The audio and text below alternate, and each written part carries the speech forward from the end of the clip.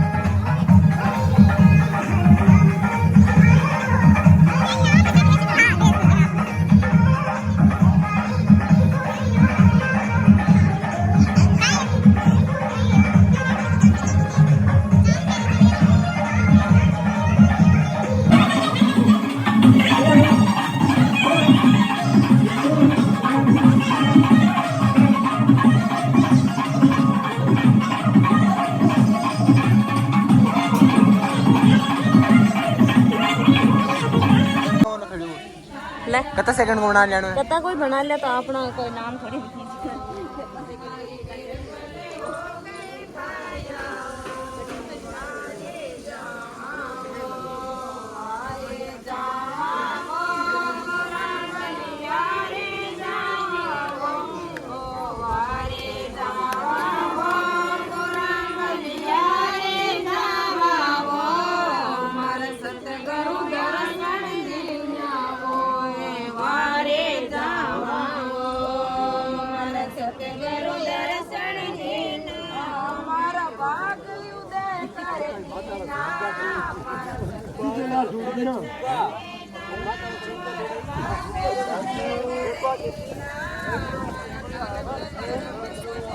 भवाय च नमः, शंकराय च मयस्कराय च नमः, शिवाय च शिवतराय च त्र्यंबकं यजामहे सुगंधिं पुष्टिवर्धनम् उर्वारुकमिव वह्निं चिदाकाशमाकाशवासं भजेऽहम्।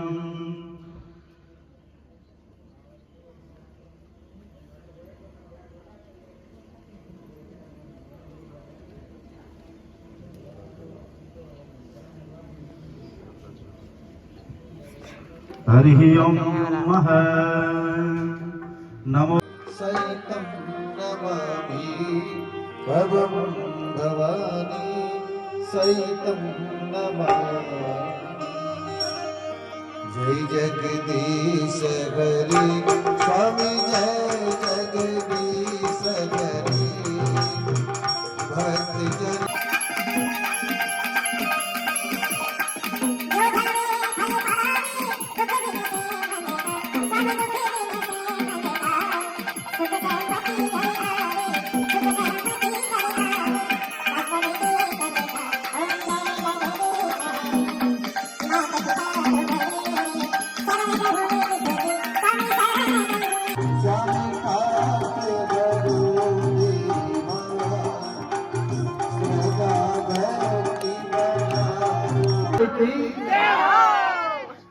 बहुत अच्छा बोल रहे गुरु जी।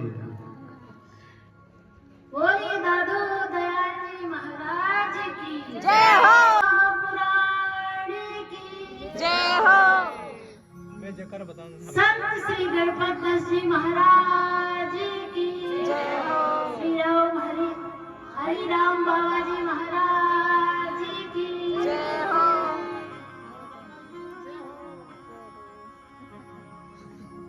कहते हैं कि बिना प्रकाश के उजाला हो नहीं सकता और बिना दल के कोई दिल वाला हो नहीं सकता, और जो दल गाए मेरे प्रभु के नाम का जयकारा वो मेरे प्रभु के प्यारे का दीवाना हो नहीं सकता।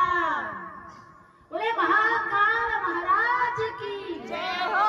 अवंतिका पुरी की जय हो। उज्जैन धाम की जय हो। शिप्रा मैया की जय हो। सतगुरुदेव भगवान की जय हो। जय जय श्री दादूराम सत्यराम।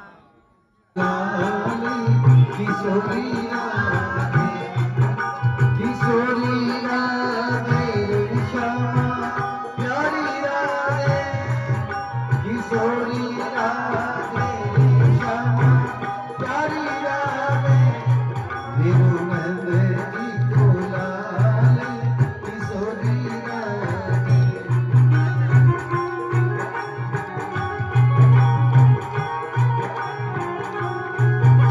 किशोरी राधे श्यामा प्यारी राधे किशोरी राधे श्यामा प्यारी राधे विरुनंद जी को लाल किशोरी राधे।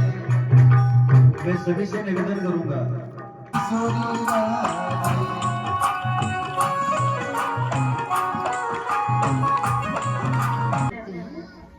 कई जन्मों के भाग्य प्रकट होते हैं, पुण्य प्रकट होते हैं, तब हमारे लिए शिव महापुराण कथा सुनने या सुनाने का अवसर प्राप्त होता है। भगवान की कथा हमारे लिए ऐसी सुनने को नहीं मिल जाती है।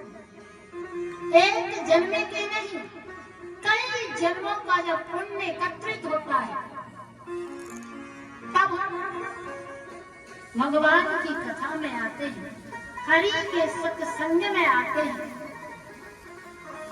और कहते हैं कि भोले बाबा की महफिल में तो वही आते हैं जिनको भोले बाबा बुलाते हैं, वरना वो जेल का टिकट कटा कर भी रेलवे स्टेशन से वापस आ जाते हैं। यहाँ भोले बाबा की महफिल है, भोले बाबा की महफिल में वही आएंगे जिनको भोले बाबा बुलाएंगे, वरना लोग रोड पर से भी निकल जाएंगे। अरे बहुत आनंद आ रहा है और हम जरा सा भी लुटा देते हो 10 बार कहते हैं कि हमारा नाम लिखा होना चाहिए। तो साधु के साथ रहिए, हमारा जीवन साधु जैसा होना चाहिए। भगवान तो नहीं बन सकते पर एक साधु को देख करके साधु की तरह सरल बनिए, सहज बनिए, अपने आप को सरल बनाइए, अपने आप को कोमल बनाइए, तब हम भक्ति की ओर बढ़ सकते हैं। व्यक्ति के अंदर सरलता होगी, कोमलता होगी, तब तो संतों की सानिध्य में लगेगा और संतों के सानिध्य में रह करके हम बहुत कुछ सीखते हैं। सत्य चरण में आने के बाद भी हमारे अंदर अभिमान है तो धिक्कार है हमारे जीवन को। संतों ने बताया है कि संगत करनी तो संतों की करनी, बाकी संगत नहीं करनी है। संगत से आदमी बिगड़ता है और संगति से आदमी सुधरता है। तो बताया संगत करनी साधकी क्या नुगरा से का नुगरा चंदन उद्योगी हरिया बाग में मर गए, चंदन उद्योगे हरिया बाग में मर गए। इसलिए बचपन माँ की गोद में होना चाहिए और जवानी महात्मा की गोद में होना चाहिए और बुढ़ापा परमात्मा की गोद में होना चाहिए। एक देवराज नाम का ब्राह्मण था। देवराज नाम का ब्राह्मण था।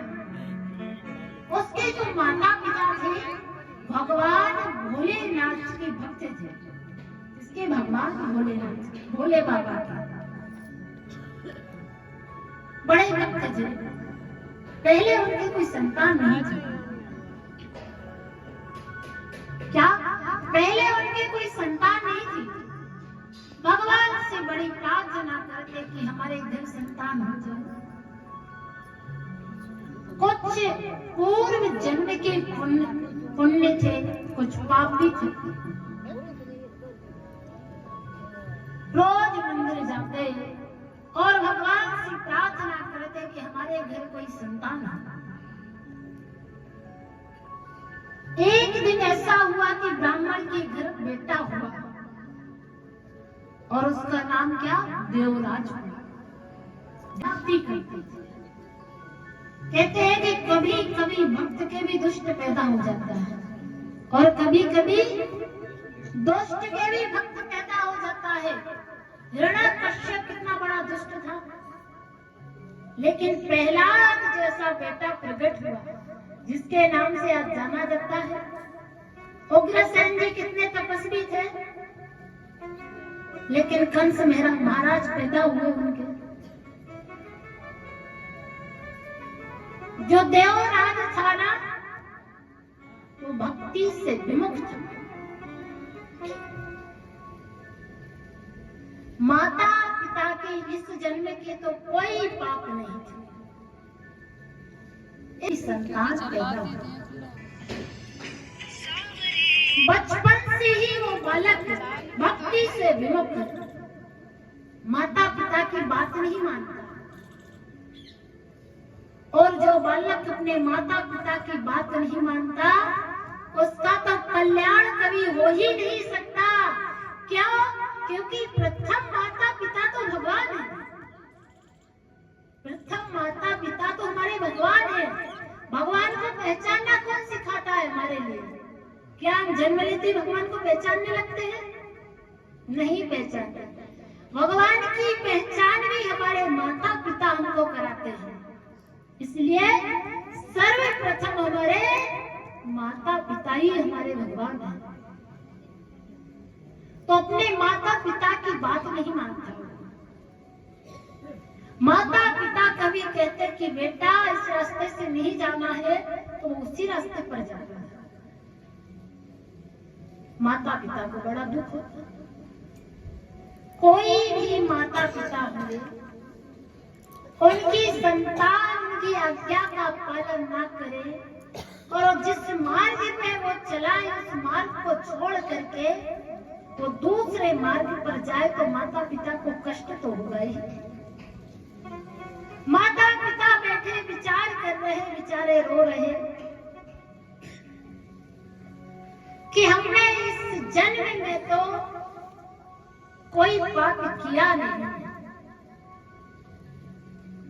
इस जन्म में तो हमने इतना भजन किया है और हमको याद भी है कि हमने कोई पाप नहीं किया है। फिर भी ऐसे संतान हमारे घर कैसे आ गए?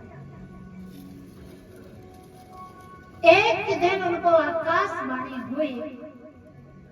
मंदिर में जब वो भक्ति कर रहे थे तो उनको आकाशवाणी हुई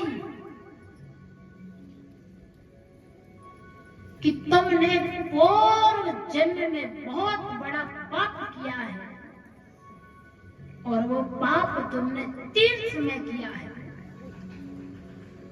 मैं आपको बता दूं कि तीर्थ का एक प्रभाव होता है।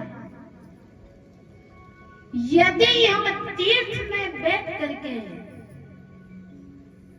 पाप करते हैं तो वो पाप भी वज्र बन जाता है और पुण्य करते हैं तो वो पुण्य भी वज्र बन जाता है। क्या? पाप करेंगे तो पाप 2 गुना होगा और पुण्य करेंगे तो पुण्य भी 2 गुना होगा। इसलिए कभी भी तीर्थ में जाएं तो भूल करके भी कोई पाप नहीं करना। जरूरी थोड़ी है कोई बड़ा पाप करना। हमारे साथ में कोई गया है, हम जैसे तीर्थ गए हैं और हमारे साथ में कोई गया है, हमने उसकी आत्मा दुखा दी, हमने उसको दुखी कर दिया, ये भी तो पाप है। तीर्थ में साथ में ले जा करके हम साथी को दुखी कर रहे हैं, ये भी पाप है। तीर्थ में पहुंच करके हम झूठ बोल रहे हैं, किसी को सता रहे हैं, किसी का अपमान कर रहे हैं, तो ये भी पाप है। तो ये तीर्थ का प्रभाव है। कभी तीर्थ में जाओ तो बोल करके भी कोई पाप ना करे। देवराज के माता पिता से तीर्थ में पाप हो गया पूर्व जन्म में। उस पूर्व जन्म के पाप की वजह से उस ब्राह्मण के घर ऐसा बेटा पैदा हुआ। आकाशवाणी हुई कि इस जन्म का तो नहीं, तुम्हारे पूर्व जन्म का पाप है, जिसकी वजह से तुम्हारे घर ऐसी संतान हुई है। ब्राह्मण बड़ा दुखी हुआ कि मुझसे पूर्व जन्म में पाप हुआ, लेकिन इसको सुधारने का भी कोई रास्ता होगा। भगवत प्रेमियों में आपको बता दो, भगवान माफ कर देते हैं, लेकिन कर्म कभी माफ नहीं करता है। जो कर्म है ना, दे रहो कल्याण हो जाएगा, लेकिन नरक के लिए झूठ बोलना पड़ेगा, छल कपट करना पड़ेगा, किसी की गर्दन काटनी पड़ेगी। वो हम सब कर लेंगे, वो हम सब कर लेंगे। कर लेंगे कि नहीं बताओ? कर लेंगे। माता जी कह रही है कि कर लेंगे हम। लेकिन स्वर्ग जाने के लिए हमसे भजन नहीं होगा। एक जो माला है ना, वही तो जब भी नहीं होती है, नहीं तो इस भूमि पर कौन रहे? सब स्वर्ग में चले जाए। और नरक के लिए हम झूठ, छल, कपट, निंदा सब कर लेंगे। स्वर्ग अच्छा है कि नरक अच्छा है, बताओ? जय शिव ओंकारा स्वामी हरि शिव ओंकारा, ब्रह्मा विष्णु सदा शिव, ब्रह्मा विष्णु सदा शिव, हरि नाम। ओम जानकी वल्लभाय च विद्महे रामचंद्राय धीमहि तन्नो श्री राम प्रचोदयात्। हरि ओम सद्गुरुदेवाय विद्महे सत्यरामाय धीमहि तन्नो श्री दादू दयाल प्रचोदयात्। सुगन सुमंदित सुगन सुमंदित सजा पुष्पांजलि अर्पण करो, सर्वदेव करो स्वीकार। नाना सुगंधि पुष्पांजलि मंत्रम समर्पयामि।